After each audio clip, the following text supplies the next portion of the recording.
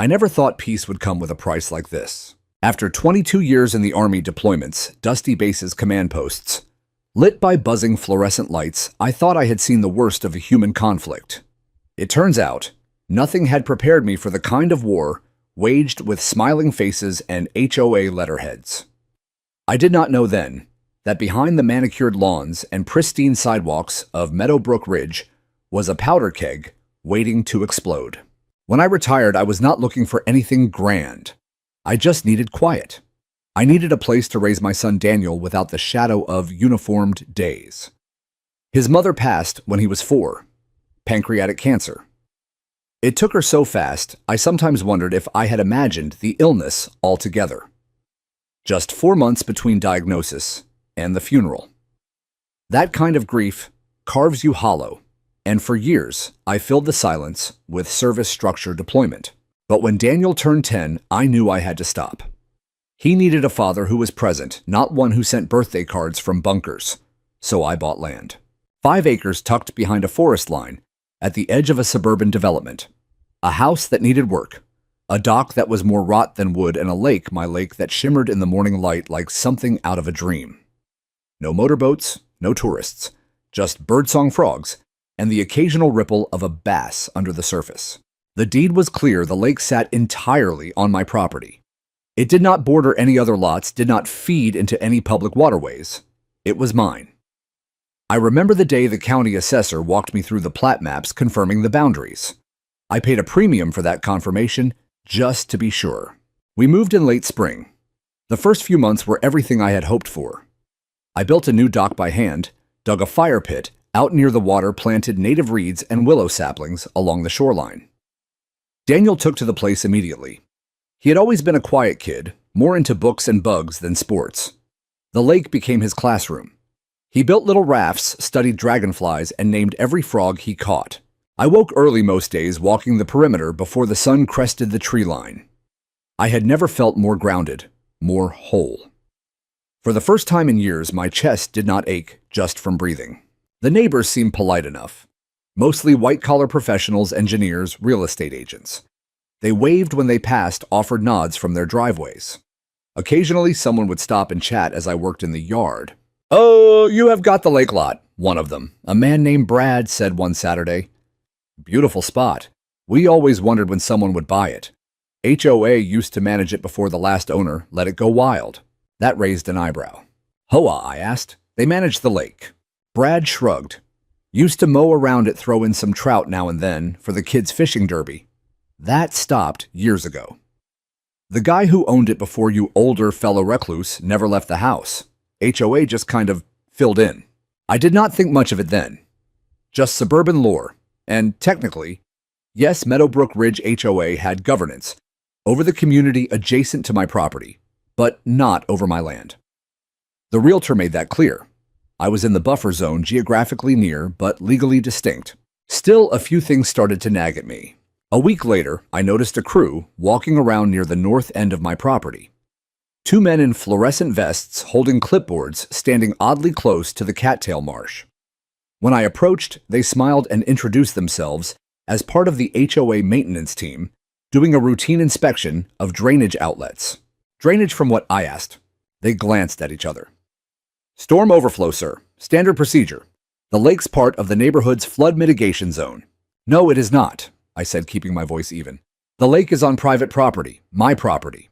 Another smile. "Sure thing, just doing what the board asked." That was the first time the hair on my neck stood up.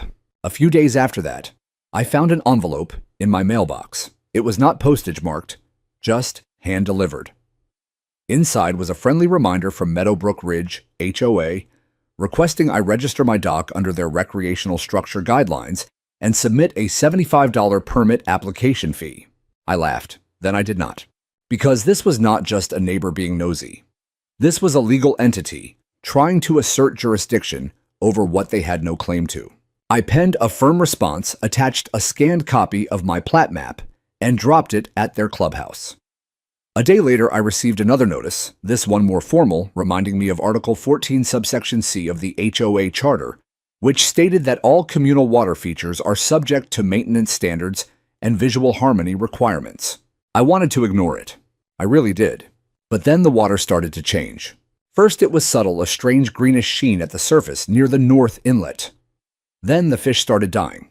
Not all at once, but in a slow, steady trickle. I found Daniel crying one morning holding a dead turtle in his hands. The lake smelled wrong. Not algae, not swamp rot. Something sharper. Chemical. Industrial. I took a sample in a mason jar and brought it to the county lab. A friend from my Army days worked there now, Frank. He owed me a favor. 3 days later, he called. There is phosphorus in here, and nitrates, way above safe levels. You got fertilizer runoff somewhere or something worse. I did not use fertilizer. I had not planted anything but native grass. Something was happening upstream, if there even was an upstream. That night, I walked out to the edge of the lake, in the dark flashlight in hand. I stood there for a long time listening to the soft churn of water in the reeds. And then I heard it. A faint hum, mechanical, distant. Something was feeding into my lake. And someone did not want me to know. I did not sleep much that night. That hum stuck in my head like a splinter under the skin, small but impossible to ignore. At around 4 a.m., I gave up trying to rest.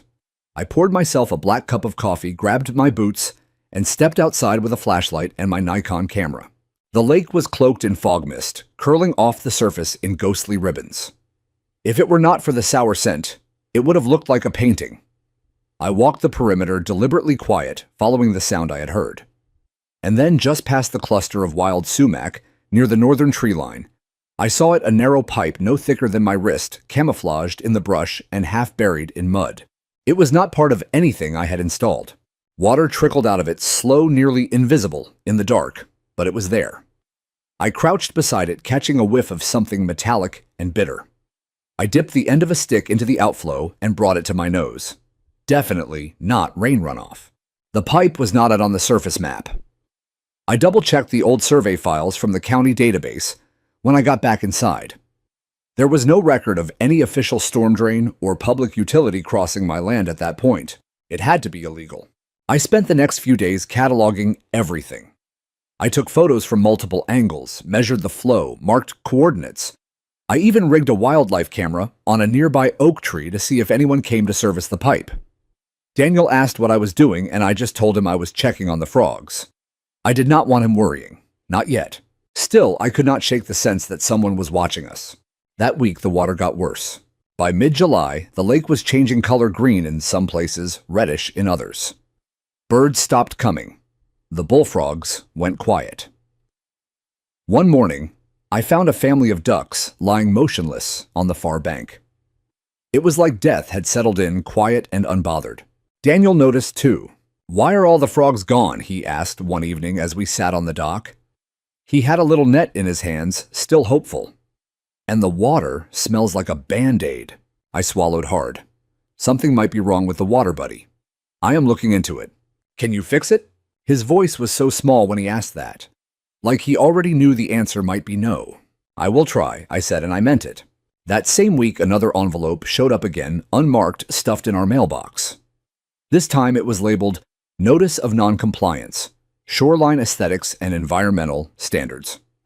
Inside was a multi-page letter outlining my alleged violations, overgrown native reeds, unapproved dock coloration, and the unauthorized draining or modification of a communal water feature. I wanted to scream, not just at the gall of it, but at the careful weaponization of language communal water feature. They were trying to rewrite the truth by sheer repetition. I called the number at the bottom of the letter. No answer. Just a voicemail recording of a chipper voice. "You have reached Meadowbrook Ridge, HOA. Leave your concern below and we will get back to you shortly." They never did. So I went to the next HOA meeting in person. It was held at the community clubhouse, a structure that looked like a ski lodge, with its over-polished floors and lemon-scented hallways. I was not technically a member, since my property fell just outside their official boundary, but that did not stop them from acting like they owned the whole county. There were about 20 people in attendance, retirees mostly, a few couples in polos with clipboards.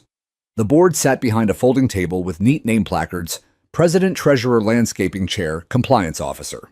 I waited until the end of their agenda, then stood up. "My name is Michael Reed. I own the lake property on East Hollow Drive." A few heads turned. Some nodded with vague recognition. I have received 3 notices from your board claiming jurisdiction over my property and the lake that sits on it. I want to state clearly for the record that lake is privately owned. It is fully within my parcel. It is not a communal space, not a runoff zone, and not under your authority. The President Diane Wells, a woman in her 60s with perfectly styled gray hair and a smile that did not reach her eyes, leaned forward slightly. Well, Mr. Reed, the previous owner, allowed community access. Fishing paddle boats, seasonal events. There is precedent. There is no legal right-of-way, I replied. And I have the deed to prove it. She did not flinch. Well, surely we can find a cooperative path forward. The lake plays a vital ecological role in our neighborhood. It is part of the drainage strategy.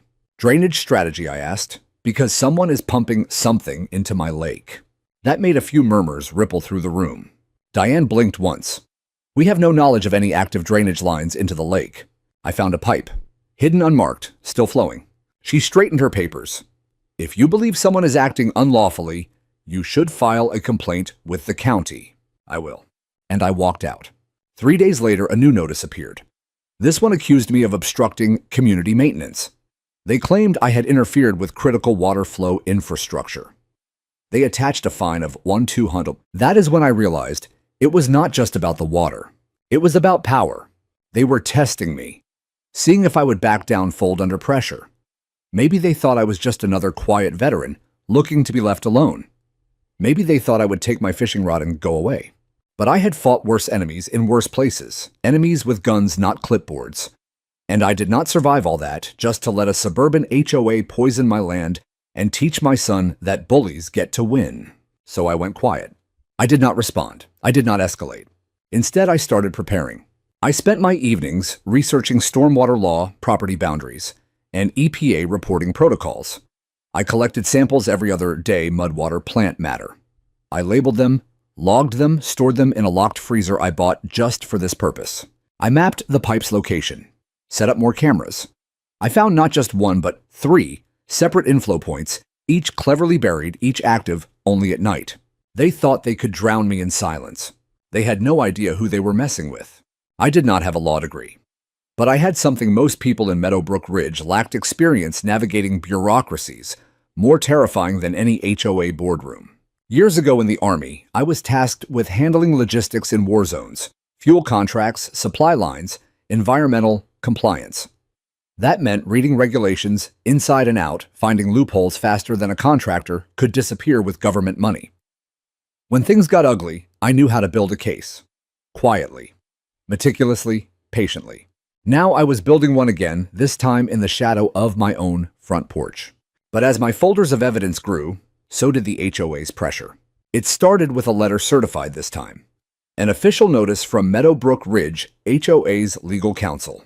Dear Mr. Reed, pursuant to our ongoing review of community infrastructure assets and shared environmental features, your property and lake are now under consideration for formal inclusion in Meadowbrook Ridge's Environmental Maintenance Plan.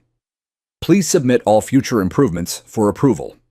Failure to comply may result in liens and additional assessments. Regards, Gwen Tolliver, HOA Legal Affairs Committee. I read it 3 times. It was not just overreach. It was encroachment disguised in soft legalese. They were laying groundwork to claim my lake, not just regulate it.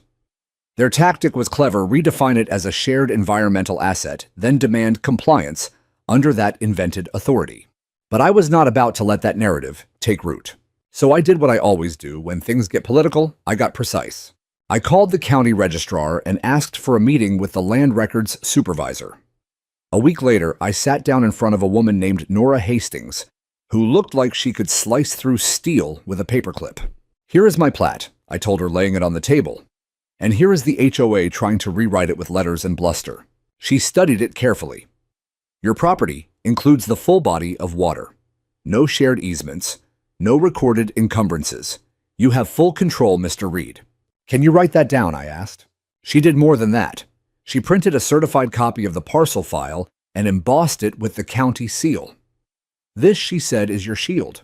I felt something uncoil in my chest just a little. Like I had taken the first breath after being underwater too long. I made 5 copies. 1 went to my safe. one to a trusted neighbor, one to the sheriff's office just in case things escalated. The rest, I kept close. But the HOA did not slow down. Instead, they doubled down, hiding behind new rules, new fines, new absurdities. One week, I received a violation notice for excessive natural debris on the water's edge. Another for non-compliant lighting on my dock, referring to a single solar-powered lantern Daniel and I had installed for fishing at dusk. Each time, the fines grew steeper. $150, $400, $900. I never paid a cent. I simply mailed back copies of the certified parcel map along with a short line. Your authority does not extend to this property. I knew what they were doing. Death by 1,000 paper cuts, hoping I would get tired, make a mistake, or lash out so they could claim I was uncooperative. But I did not bite. Instead, I studied. I learned about adverse possession attempts, a tactic where repeated unchallenged assertions of control could over time become legal precedent. That is what scared me the most. They were not just pushing paperwork. They were planting a flag inch by inch. So I went public. I contacted the Sentinel, our county paper. A reporter named Elena Powell came out one Thursday afternoon, curious and skeptical. She was young, late 20s maybe, but sharp, the kind of eyes that do not blink when someone tries to bluff. I showed her everything. The dead fish, the testing data, the pipe locations, the letters, the maps. She said nothing for a long time, just taking notes, snapping photos, recording voice memos. Finally, she looked at me and asked, "Do you think this is intentional?" "I think it is controlled," I said. "They want to use the lake but not take responsibility for what they are doing to it. And the dumping, I cannot prove who not yet. But I know where, and I am close."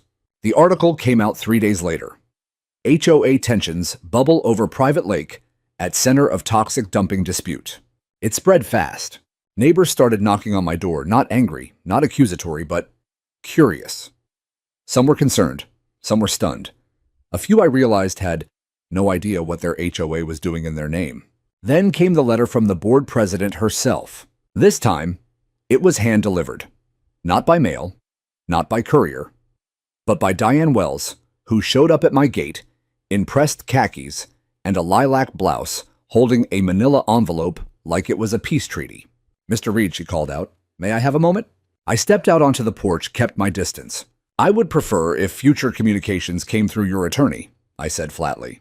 "I am hoping to avoid escalation," she replied. "We believe there has been a misunderstanding." "Then stop sending violations for land you do not control." Her lips tightened. "This is a community, Mr. Reed. Cooperation is essential." "This is my property," I said, stepping closer.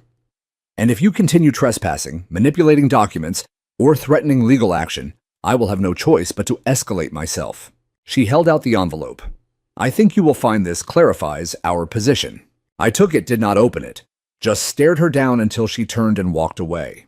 Inside was a revised environmental integration plan, which now explicitly referred to my lake as a shared resource zone, citing fabricated historical access precedents and some vague legal references with no citations. It was nonsense, but dangerous nonsense. Because if they submitted this to the county or state without challenge, it might gain traction. I needed a firewall, something bigger than the local HOA. That night, I wrote the first draft of my formal complaint to the EPA. It was not just about the dumping anymore. It was about everything. The pipes, the unauthorized discharge, the environmental damage, the coordinated attempts to seize and regulate private land under false pretenses. But I did not file it yet. Not until I had more. I needed a moment so irrefutable, so undeniable, that no amount of HOA spin could cover it. And that moment was about to come. Because I was not just watching anymore. I was planning. The first real rain of the season hit hard. It started as a drizzle in the afternoon, then by evening it was a relentless downpour that hammered the roof like a war drum. Daniel and I sat on the porch watching the water cascade off the gutters pooling at the base of the driveway. "Will the frogs come back after the rain?" he asked, voice soft. "Maybe," I said, "if the water gets clean again." But I was not watching the frogs. I was watching the water line. The lake, already murky and metallic smelling, had turned a strange milky color. And near the north end, where I had already found one illegal pipe, I noticed something new, a swirling disturbance at the surface, like air or liquid, was bubbling up from below. That night, after Daniel went to bed, I grabbed my flashlight, my shovel, and a waterproof camera. I pulled on rubber boots and walked out in the rain. I was not sure what I would find, but I was done waiting. I started digging near the disturbance, pressing my foot down on the shovel with slow, deliberate weight. It did not take long. 6 inches below the surface, I hit something solid. Metal, cylindrical, buried in gravel. I widened the hole. My flashlight beam revealed a narrow, rusted pipe fitted with a plastic sleeve to disguise its age. It curved toward the HOA subdivision, and it was not alone. As I followed the direction it led, I found a second pipe about 15 feet away. Then a third, all leading to the same bank of shoreline, all partially buried but active small trickles of water, cloudy and foul-smelling, still flowing from each. I marked every location with flags, took photos, recorded video. Then I did something more deliberate. I cut one. With a pair of bolt cutters, I severed the first pipe. A rush of fluid spilled out grayish-green, reeking of fertilizer and something sharper. I stepped back, watching as the fluid slowed to a drip. There was no filter, no containment, just a direct discharge into my lake. I did not sleep at all that night. I stayed up cataloging everything, placing the pieces into a master folder I labeled Operation Clearwater. I had seen generals plan raids with less detail. The next morning, I took Daniel to school, then drove straight to the County Department of Environmental Health. They gave me a clipboard, had me sit in a waiting room that smelled like printer ink and old linoleum. Eventually, a man named Carter Givens, mid-50s, glasses, the weary look of someone buried in too many forms, called me in. I laid it out, all of it. "The lake is privately owned," I said, placing the certified parcel map on the desk. "These pipes were not disclosed. There is evidence of chemical dumping. It is affecting wildlife. It is affecting my son." Carter flipped through the photos. He paused on the image of the cut pipe with green sludge pouring out. "You have any idea what this is?" "Based on the smell and residue, lawn chemicals possibly combined with HVAC condensate or septic overflow. I am no chemist, but I have got samples and friends with labs."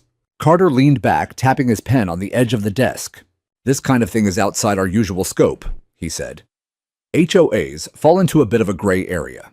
Unless there is direct harm or a formal complaint to the EPA, I am already preparing one." He looked at me for a long moment, then nodded. "All right, here's what I can do. I will escalate internally. But you need to keep collecting. The more you document, the harder it will be for them to spin." "Trust me," I said, "I have built a case before." That evening, I returned home to find an envelope duct-taped to my front gate. This time, it was worse than the last. "Cease and desist notice. To Michael Reed. From Meadowbrook Ridge, HOA Legal Committee. You are hereby instructed to halt all disruptive and unauthorized excavation activities within the protected Greenbelt buffer zone bordering HOA jurisdiction.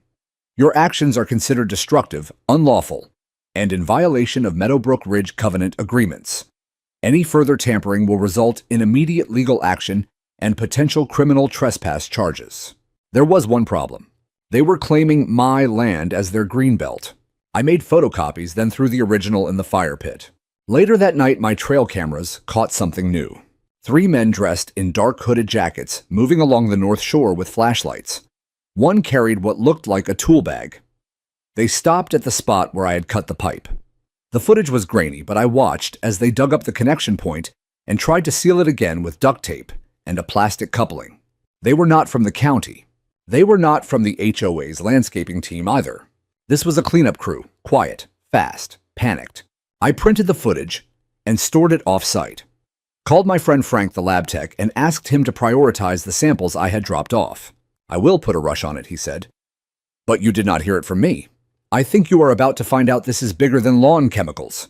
He was right, because 2 days later, the analysis came back. High levels of nitrogen, phosphorus, zinc, and traces of petroleum-based solvents. In concentrations high enough to trigger immediate investigation under EPA standards. These were not just runoff levels. This was active pollution, most likely from HVAC system flushes, paint wash, and chemical cleaning agents. All of it dumped, intentionally, into a lake that was not theirs. That afternoon, I returned to the North Shore with a new plan. I brought stakes, rope, and a fresh roll of yellow caution tape. I cordoned off the areas where the pipes were buried and posted laminated signs. Environmental violation under investigation. Federal reporting in progress. Do not tamper. Then I sent photos of that setup to the HOA board. No message. No letter. Just the images. By nightfall, Diane Wells called me personally.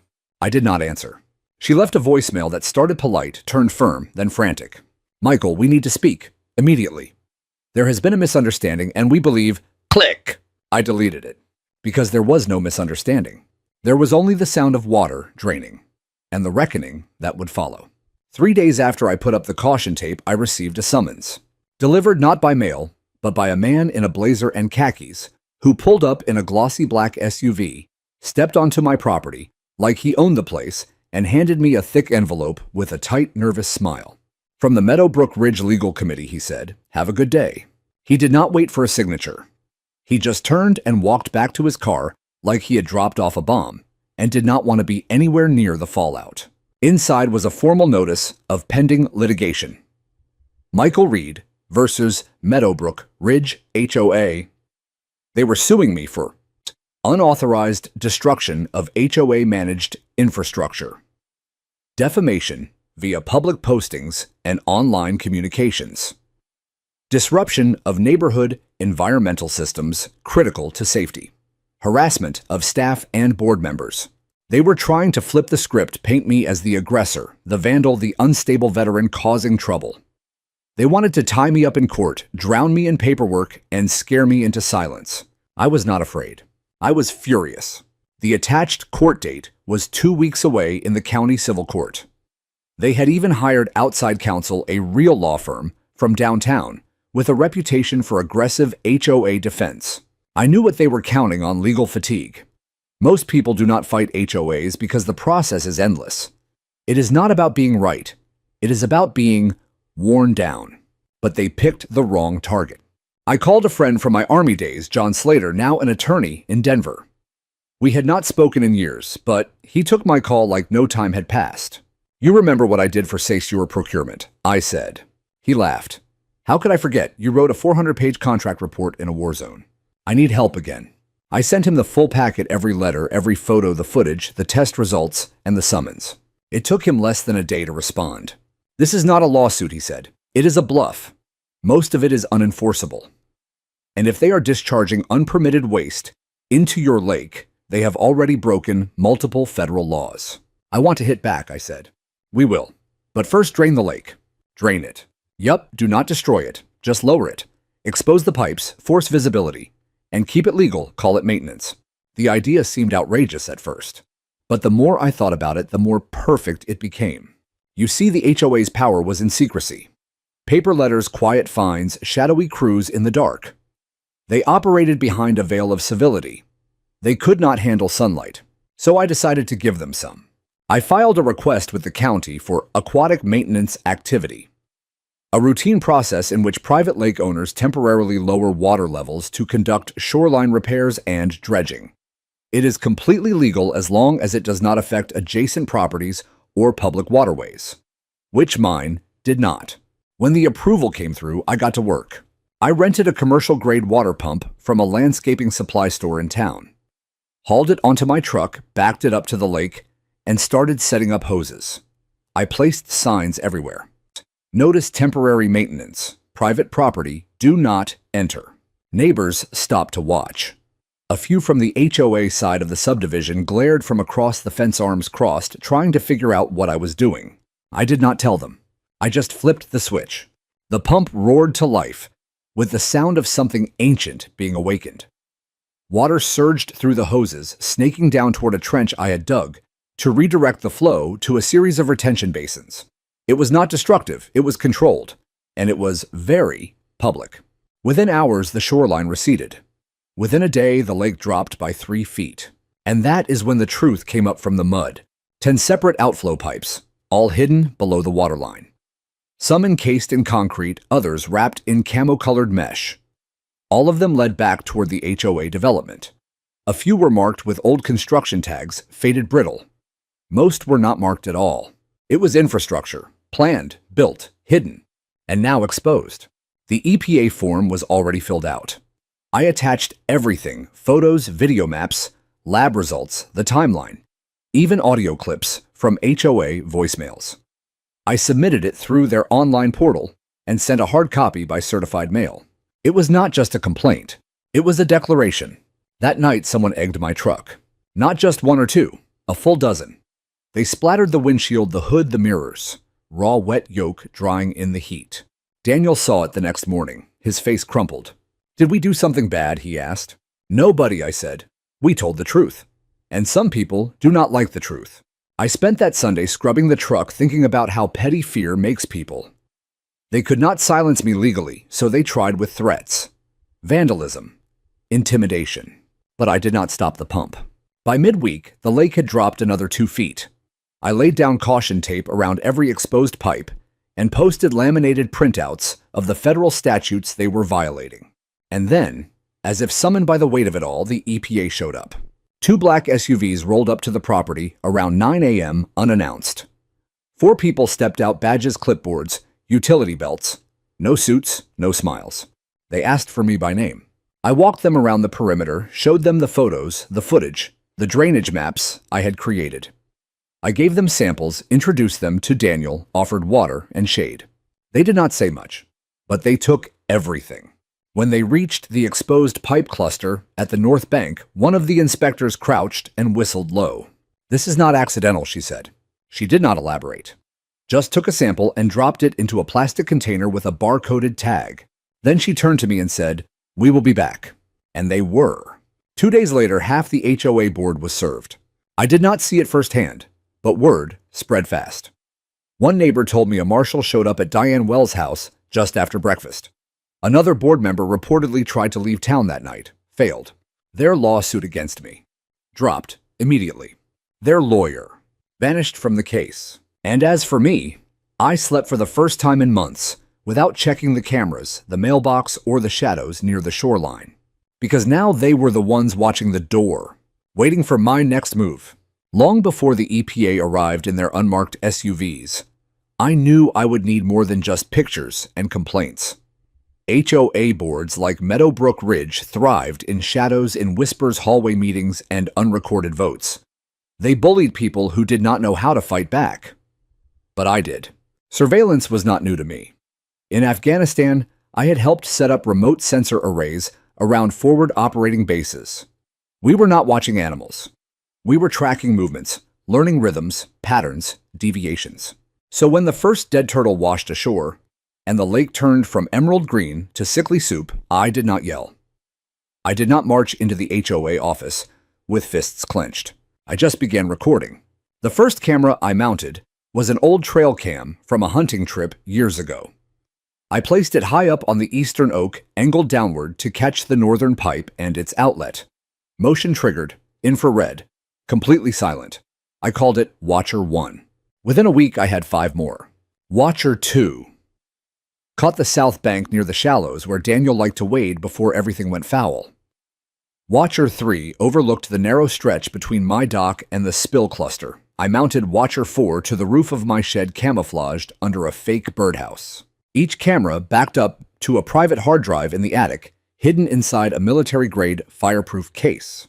Then I did what few people ever think to do. I pointed one camera inward toward my own front gate.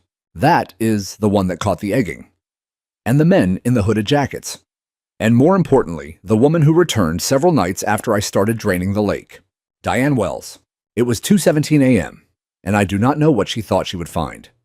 Maybe she wanted to see if the pipes had really been exposed. Maybe she was checking to see if the signs were still up. Maybe she was just afraid. She stood there with a flashlight, her blouse slightly wrinkled, her heels sinking in the mud near the shoreline. She did not touch anything. She just looked, then turned and left. I kept that clip in a separate folder. Meanwhile, I continued testing the water. Frank, my old Army buddy turned lab tech, had given me a crash course in small-scale environmental sampling. I bought a portable test kit, a few sterile vials, and a cooler lined with dry ice. Every 2 days, I collected from 5 different spots: inlet, center, lake, outlet, shorebank, and pipe. I labeled each with time, temperature, and GPS coordinates. Overkill, maybe. But this was not just about science. It was about credibility. Frank called me one evening after reviewing the week's samples. "Mike," he said, his voice low, serious, You have got traces of toluene and xylene. Industrial solvents, not just lawn runoff. Toluene, I repeated, sitting down hard on the porch steps. Yeah. They are found in adhesives, paint thinners, and sometimes older HVAC discharge. And you are clocking it in the parts per million. Enough to trigger EPA scrutiny, even without the phosphorus and nitrates. Any idea how long it has been happening? He exhaled. Hard to say without sediment samples, but this is not new. It has just gotten worse. I closed my eyes. Somewhere deep inside me, the soldier part, the one I tried to put away, started moving again. Focused, cold, strategic. Thanks, Frank, I said. Keep everything. Lock it down. He did better than that. He sent me signed lab reports, chain of custody documentation, and even helped me set up an encrypted cloud backup of every file I had, photos, videos, spreadsheets. By then, Daniel had started asking deeper questions. Why do people keep looking at us funny? He said one night over dinner. What do you mean? At school? In town. They stare, like we are doing something wrong. I put down my fork. Some people do not like it when others stand up for themselves. Are we in trouble? No, I said. We are telling the truth, and we are protecting what is ours. He nodded, but I could see it in his eyes, the worry, the understanding. Kids know more than we give them credit for. I did not want him growing up afraid of speaking out, so I did something bold. I created a website. It was simple, black and white, just the facts. I posted a public letter, why I am draining my lake. I included maps, diagrams, time-stamped photos of the pipes, and short clips from the cameras. No anger, no accusations, just evidence, truth. Then I printed flyers and stapled them to community boards around town. Private lake, public violation. Visit clearwaterfacts.com for the full story. Within 48 hours, traffic spiked. Some neighbors reached out quietly, emails of support, anonymous tips.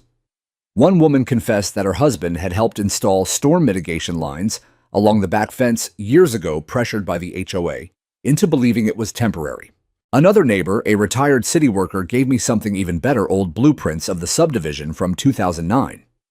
On them, 2 drainage lines were marked as provisional but never approved by the county. No permits, no environmental review. They had been operating under the radar from the start. Now the radar was aimed back at them.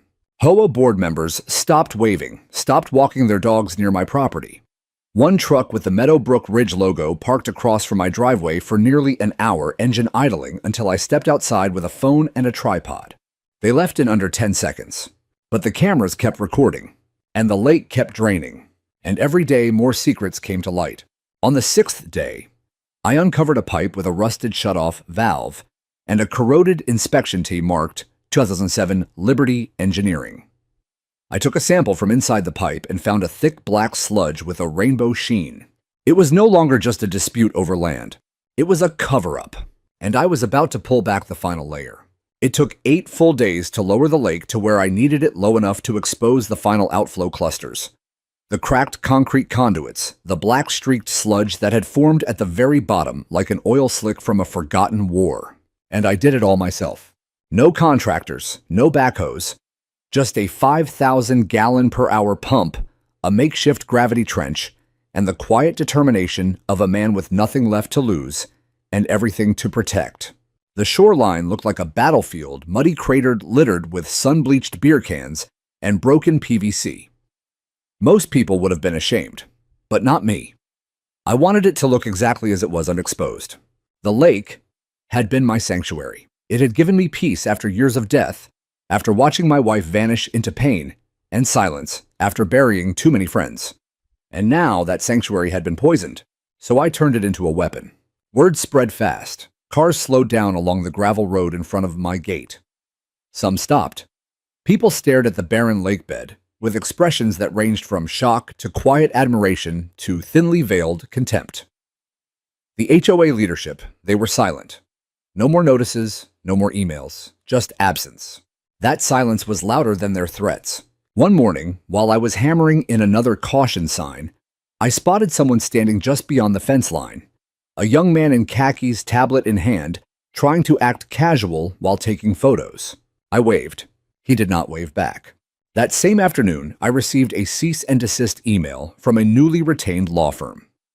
This time, they claimed that my unauthorized environmental excavation had caused irreparable aesthetic and economic damage to the Meadowbrook Ridge community.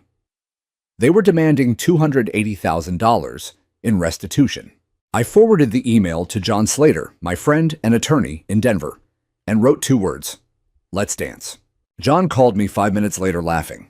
"They are panicking," he said. "That number is fake. They are throwing mud and hoping something sticks. I will respond formally. But Mike, this is not a lawsuit. It is a confession." "What do you mean?" "I mean, they just acknowledged the lake matters, that it is central to the community, that they relied on it, and that your actions, your lawful actions on your own land, threaten to expose something they are desperate to keep buried." He was right.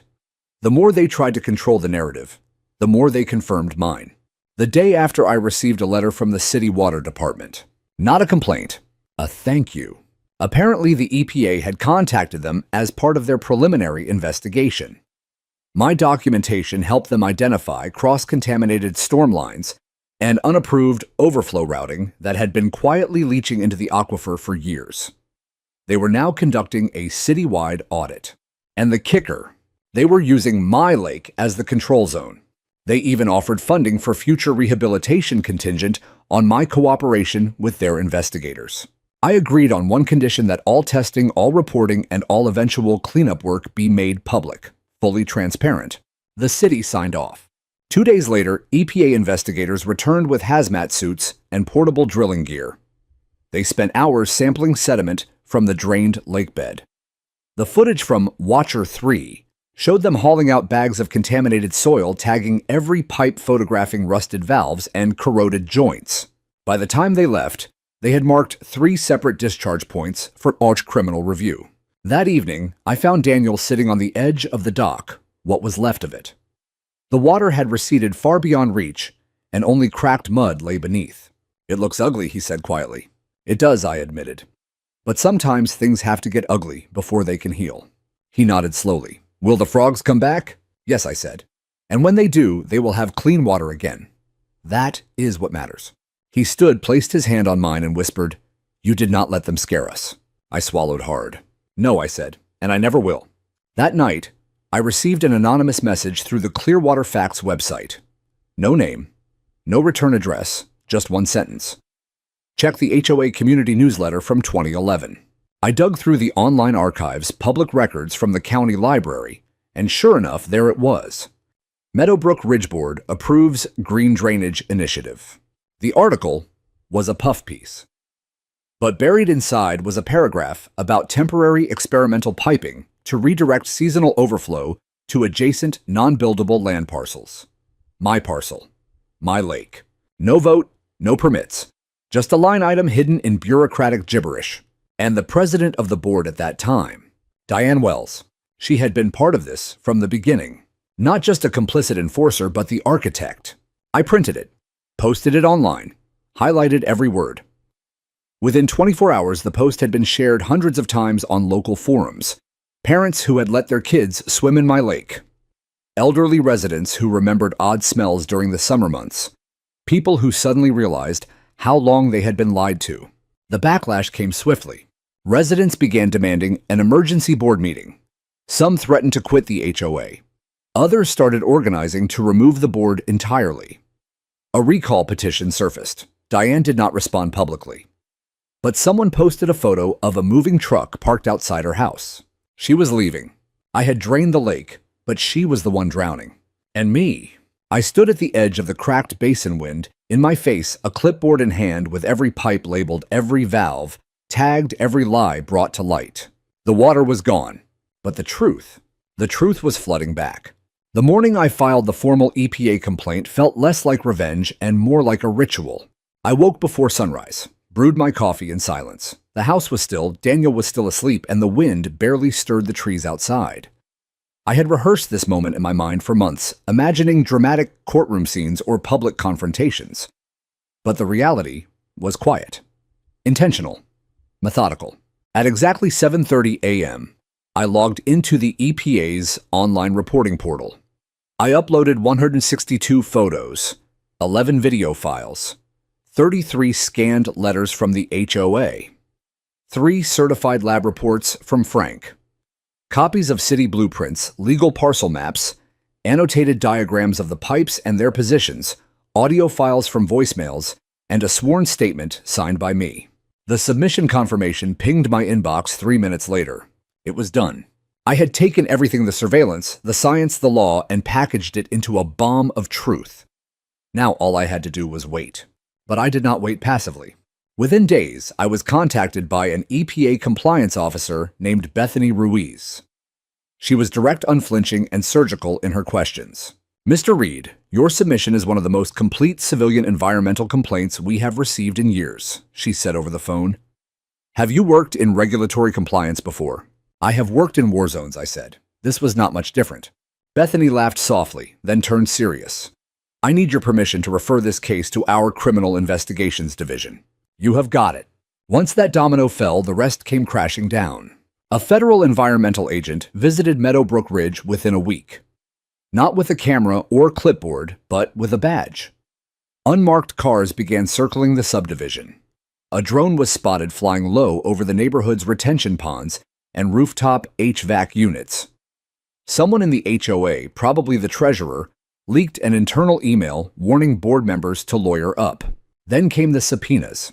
EPA Region 8, in coordination with the state's environmental department, formally requested HOA board meeting minutes, contractor records, infrastructure invoices, and construction permits dating back 15 years. You could almost hear the panic crack through the white picket fences. One neighbor, an older gentleman, who had once scowled at me for embarrassing the community, approached me with an entirely different tone. I never knew they were dumping into your lake, he said, avoiding eye contact. No one told us. We thought it was just runoff. They did not tell you, I said, because if they had, they would be liable. He nodded slowly and walked away. That was the common thread, now guilt without apology. No one wanted to be responsible, but no one could say they did not know. Because now they did. The website clearwaterfacts.com exploded. Local journalists picked it up. News vans showed up one afternoon while I was raking the exposed lake bed. They wanted interviews. I declined most, but I let one outlet film the footage of the EPA crews in protective gear wading through the muck hauling out barrels of sediment for testing.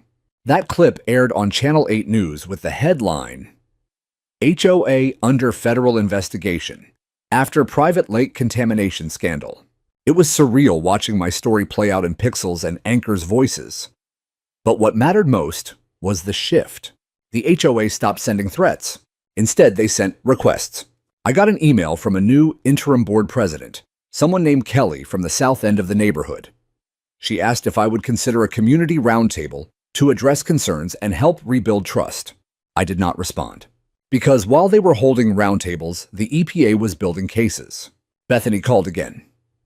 We found something during the sediment analysis, she said. Good or bad? Both. There is evidence of historical discharge going back over a decade. Paint thinner, fuel additives, solvents. Stuff not allowed anywhere near natural water sources. Someone used your lake like a toilet. Can you prove who? We are trying. The contractor names are murky LLCs dissolved years ago. But we are seeing patterns, enough to press charges if we can link the board members who signed off. She paused, then added, You started something bigger than you know. That stayed with me, because I had not set out to start anything. I just wanted to be left alone, to raise my son, to hear frogs again at dusk, and not worry about what was seeping into his skin when he dipped his feet in the water. But the damage had been done to all of us. Every neighbor who had walked past that lake, every dog that drank from it, every child who splashed in what they thought was safe water. And the board, they knew. Maybe not every detail, maybe not every drop, but they knew enough to hide it. To fight me. To threaten and fine and fabricate until I either gave in or went away. But I did not go away. I drained the lake. I recorded them. I filed the complaint. And now the truth was in the hands of people with power. The best part, it was not just the EPA anymore. After the story broke, a group of homeowners in another development reached out. Their HOA had pulled similar stunts. Secret piping, forced landscaping contracts, fines used to fund environmental improvements no one ever saw. Then another group contacted me. And another. Within a month, Clearwater Facts became a network, a place where people started sharing their own stories, their own evidence. I created a submission form, a searchable database. Volunteers helped translate records. Attorneys started volunteering pro bono. It grew faster than I could have imagined. And all of it started with one drained lake. One man, one truth. The last thing I did that week was walk the perimeter of my property, now dry and cracked, marked with EPA tags and fluorescent orange flags. The wind carried the smell of clay and exposed stone. I stopped at the center of the lake bed, where Daniel and I used to fish. I knelt, placed a hand on the earth, and whispered, "You will breathe again, I promise." Then I stood, looked toward the horizon where the water used to glisten, and waited for justice to ripple outward. The first arrest came at dawn. I heard the news not from the media, but from Frank. He called just after 6:00 a.m.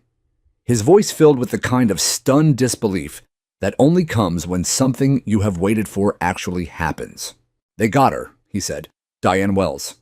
The EPA handed it off to the U.S. Attorney's Office. She is in custody." I stood in the kitchen, coffee cooling in my hand, listening as he read the charges from his computer screen. Unlawful discharge of pollutants into a navigable water of the United States. Tampering with environmental monitoring equipment. Obstruction of a federal investigation. Conspiracy to defraud environmental regulatory agencies. 4 felonies, no bail. It did not feel like vindication at first. It felt surreal. Like the weight I had been carrying for months had not vanished. It had just been shifted onto someone else's back. But then the news broke wide. Local outlets picked it up first, then regional, then national. The headline that appeared on CNN's site made my jaw drop. HOA board president arrested in federal environmental crime probe. They even used a photo of Diane from one of her annual newsletters, smiling perfectly coiffed, standing beside a community beautification sign that now felt like a cruel joke. By midday, the EPA released a public statement.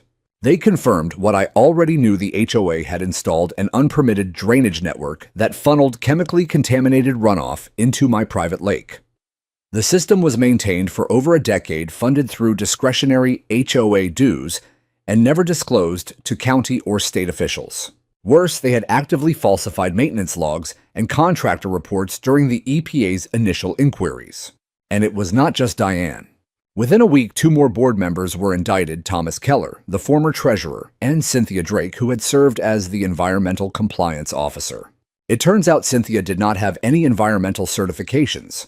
Her entire resume was fabricated. Thomas, meanwhile, had signed off on dozens of payments to shell companies tied to a landscaping firm that did not exist. Those payments, totaling over $300,000, were marked as sustainability services, but were in fact kickbacks for managing water compliance quietly. Fraud, pollution, obstruction. The holy trinity of institutional rot. And now the whole neighborhood knew. The Meadowbrook Ridge message board, normally a haven for garage sale ads and lost pet alerts, was on fire. Comments poured in faster than moderators could keep up. How did this happen right under our noses? I paid dues for this. I want my money back, every cent. Thank you, Mr. Reed, we owe you. It was strange being called that again, Mr. Reed, like I had crossed over from neighborhood recluse to reluctant folk hero. People started waving when they passed the gate. One man brought over a blueberry pie with a handwritten note that simply read, "You stood up when no one else would." I did not eat the pie, but I kept the note. Then came the recall vote. Under immense public pressure, and in light of the ongoing federal case, the remaining board members voted to dissolve themselves. An emergency neighborhood meeting was held. I did not attend. But someone slipped the transcript under my door along with a petition. Would I be willing to serve on the new transitional board? I laughed, out loud. The idea of me, a man who once told the HOA to shove their dock permit notices where the sun did not shine, now being asked to lead them.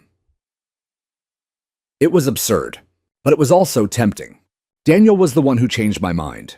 "You could make sure it does not happen again," he said one night, as we sat under the stars, the dried lake bed cracked and gleaming in the moonlight. He was not wrong. So I agreed on one condition: the HOA charter would be rewritten top to bottom, with public oversight, legal review, and environmental transparency at its core. And no one no one would ever claim my lake again. They agreed. What followed was the kind of community effort I had never believed this neighborhood capable of. Volunteers came to help clear debris from the lake bed. Kids painted signs warning of water safety. Retired engineers helped review the piping infrastructure. A biology teacher from the local high school offered to lead a wetlands restoration project with her students.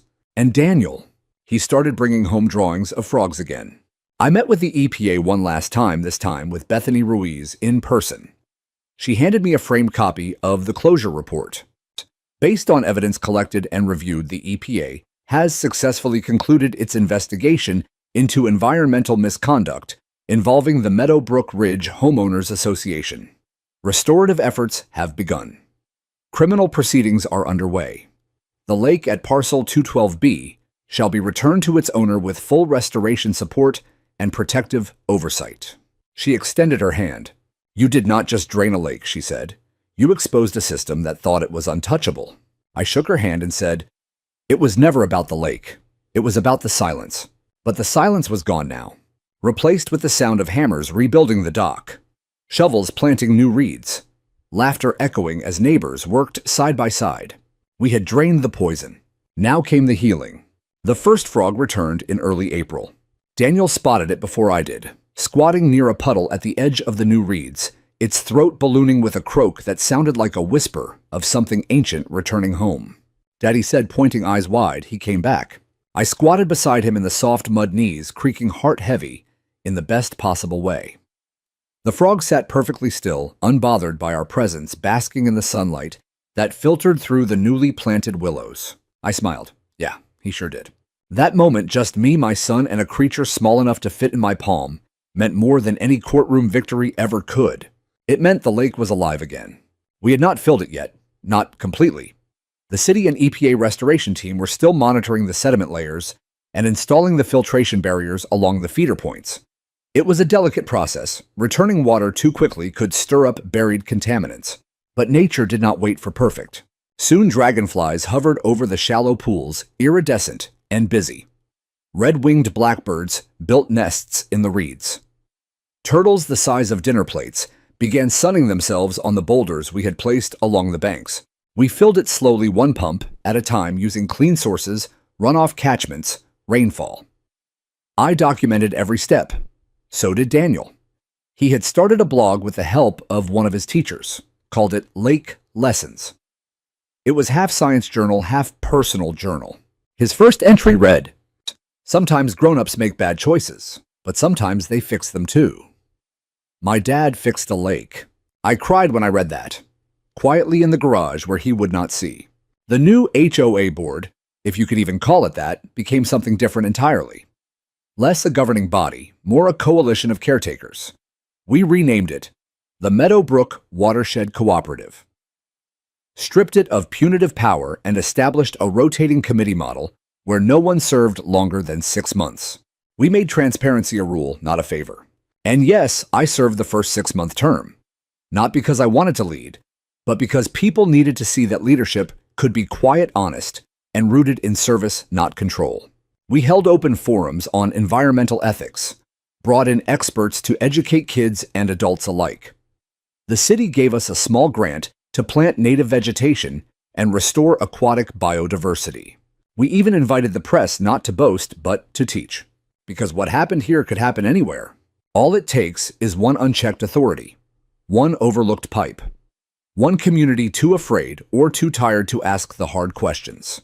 But it also takes just one person to refuse silence. And that is what I have come to believe most deeply through this ordeal. Not that justice always wins, but that it can if you hold your ground long enough for the water to clear. The last time I stood in the center of the dock, newly rebuilt, with recycled cedar, donated by a local lumberyard, I looked out across the full lake and saw reflections again. Not just of the trees or the sky, but of everything that had changed. The neighborhood was not perfect. We still disagreed on mailbox design, parking rules, and how often to mow the greenbelt. But those things did not matter like they used to. Because now we had a shared memory, one that lived beneath the surface. Daniel stood beside me, taller now, voice deeper than it was the year before. I think they will come back in big numbers this year, he said, scanning the water for ripples. The frogs, I mean. I nodded. I think so too. He looked at me. You ever think about selling and moving? I blinked. No. Why? He shrugged. Just wondering. Most people would have left after what happened. I smiled. Most people did not build this place from the bones up. This is ours, Daniel. Every inch of it was fought for. He nodded slowly, understanding more than he let on. I reached into my pocket, pulled out a small glass vial, sealed and labeled with a bit of murky sludge at the bottom. The final sample I had taken before the last pipe was removed. Keep this, I said, handing it to him, so you remember. He turned it in his fingers, squinting against the sun. Looks gross. It is, I said. But it is proof. Proof that bad things can hide in beautiful places. And proof that we do not ever stay quiet again. He tucked it into his hoodie pocket, thoughtful. Behind us, laughter erupted near the south bank, 3 kids splashing in the shallows, supervised by a mother sitting in a camp chair waving as we looked her way. I waved back. It felt simple and earned. The EPA closed the investigation fully 2 months later. Charges stuck for 3 of the former board members, 2 pled guilty to conspiracy and falsification of environmental reports. Diane Wells was sentenced to 18 months in federal prison, plus a 7-figure fine. She had tried to settle, of course, but the court made it clear this was not a mistake. It was a choice, and choices have consequences. I never saw her again. Did not need to. The lake healed slowly, just like us. The frogs came back, the reeds grew tall, the fish returned. And every now and then, when the wind is calm and the sun sits just right, I see the surface go still like a mirror, and I remember how far we have come. Not just from corruption or pollution, but from fear. We did not just drain a lake. We drained a lie. And in its place, we built something no HOA fine could ever touch. A legacy of truth.